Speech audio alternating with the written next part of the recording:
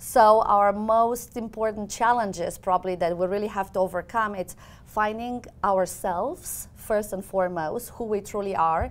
It's the self-esteem that we are, being challenged by, and the image. When all of us are on selfies, we are trying to pretend what we are not. So finding your own voice and finding your true, real self, it's the most important part.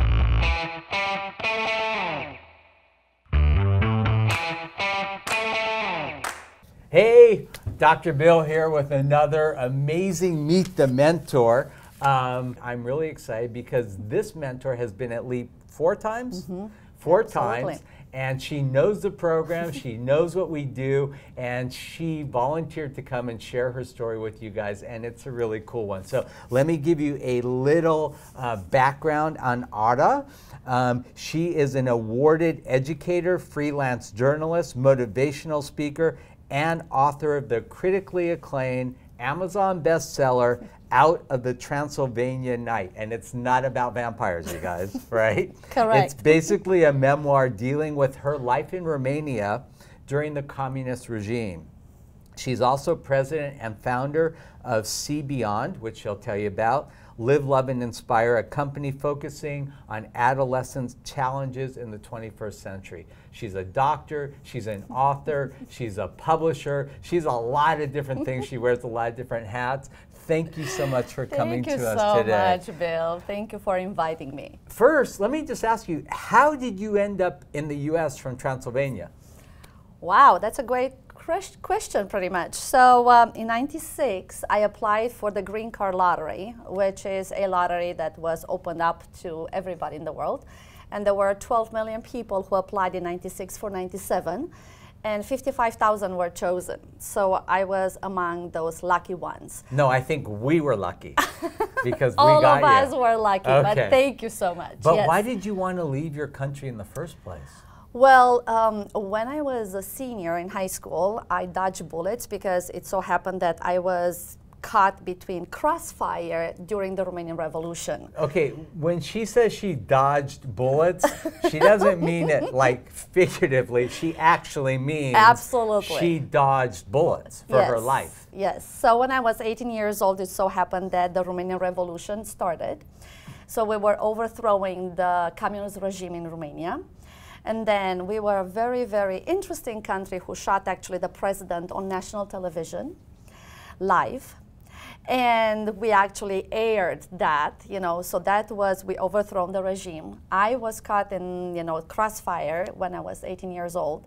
And after the Romanian Revolution, pretty much I wanted to do something for my country. So I became a journalist. I worked for a French radio station, Radio Contact, was Belgian radio station. And I heard about the Green Card Lottery. I was already teaching for the university. I was a journalist, and I decided that, you know what, maybe I'm just going to apply for the lottery and see what happens. So you were writing for a French paper, kind of telling them what was going on in Romania? I was actually their reporter, and then I became the news editor for Radio Contact. It was a radio station. And do you speak French? I do speak French. Oh, moi aussi. On peut faire l'interview en français. Oui, bien sûr. How did you learn French? Well, Romanian is a Latin-based language. So we had French in school, but I grew up with Romanian and I grew up with German because Transylvania was part of the Austrian-Hungarian Empire. Right. So we had Hungarians and we had Romanians. So I grew up with Hungarian, I grew up with German, Romanian, and then I picked up French and English in school. How's your German? Ich spreche Deutsch, ja. Yeah, ich auch. Meine Ex-Frau ist Deutsche. Well, that's hilarious. So you're writing, and because young people today, they have no idea what communism is. They don't even know what it was like back then. I can totally summarize it for you. Yeah, so tell them, because they have no idea, and it's not part of their lexicon today. They really don't know anything about it. Well, so the borders of the countries were closed. Your mail was checked, your phone was bugged. So whatever you were doing, pretty much, you were screened, you were watched by the government. So this has happened throughout my whole life until I came to the United States. And thrown in prison for Absolutely. innocuous things that you Absolutely. would never even think about. My dad was totally questioned each and every month by the regime because we had uncles who crossed the borders illegally. They ended up in Germany asking for political asylum. And then because we had the same last name, Imbarus, we were blacklisted. So my dad was constantly questioned by the regime. So we never really knew if he's ever going to come back home, if I'm ever going to see him once again. So has been a challenge. So you applied for the lottery while you were there. Correct. You Absolutely. win the lottery. Yes. How did you get out of the country? Because it was pretty locked down. I applied in 96, so we got rid of the regime in 1990, 1989. So at that particular moment, the borders were open. We had a democratic regime in place, and I heard about the green card lottery, but you know, everybody hears about it, but people are like, it's a lottery, nobody's gonna win it. So I was like, well, it takes one to apply, and then we'll see what happens. So I applied, and I forgot about it. And then I won it. So I had to leave my academic job. I had to leave my journalistic job there. And Wow. I came to the States. And literally when I started with $400 in a bank account. So I left whatever I worked for in Romania, and I came here and I started from ground zero. Wow. So what did you do when you got here?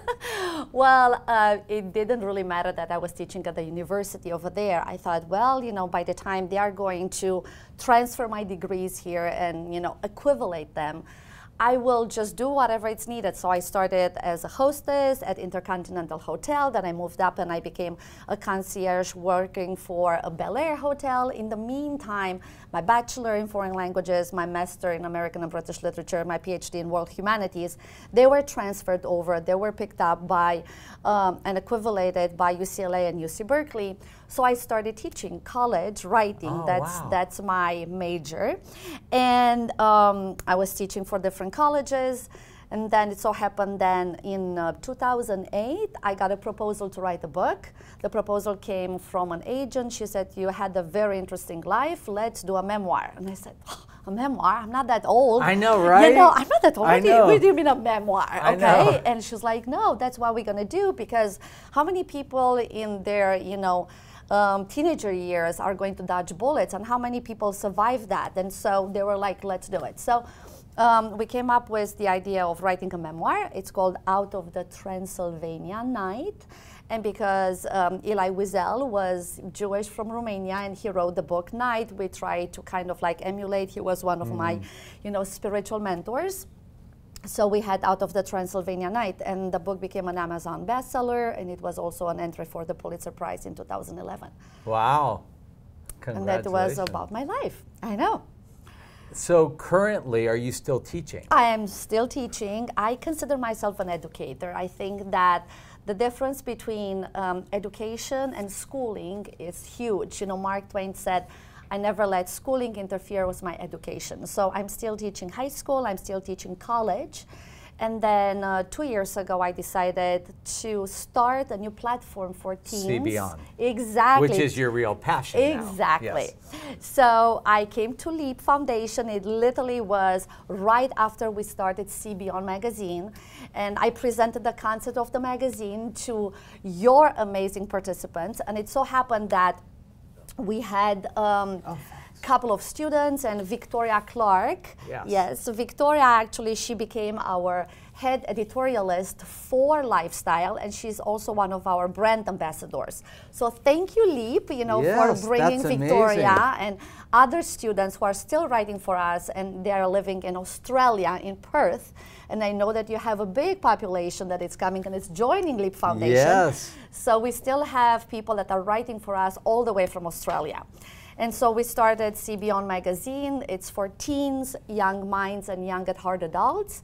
And that's a platform for them to express themselves and really see beyond the challenges of belonging to a certain culture or belonging to a certain religion, or, you know, coming, you know, belonging to a certain political party, and really see beyond their true potential. So we wanted to motivate and inspire teens, young minds, and young at heart adults. Wow, that's amazing. How did you originally find out about Leap? Wow, that's a good question. I really believe that one of your friend doctors, Dr. John, who also owns a pharmacy here, we were talking and he said, what an amazing person you are and what kind of other things you do. And because I'm so interested in young people and their successes, because their successes are our successes. And if we 100%. If we don't prepare the new generation, then we don't really leave a legacy. And so he mentioned something about the foundation. So of course I looked up your name, Leap Foundation came next to it, and I just joined. And what an amazing journey that has been. Oh, wow. So have you had the opportunity to mentor any young students? And if so, what kinds of things are you able to really help them with? Well, unfortunately, in nowadays society, you know, I train with a couple of psychologists. So according to Robert Holden, 1 in 4 young girls, it's self-harming herself. And in between 2007 and 2014, the number of kids or teens committing suicide went up 50% in young girls and 30% in young boys.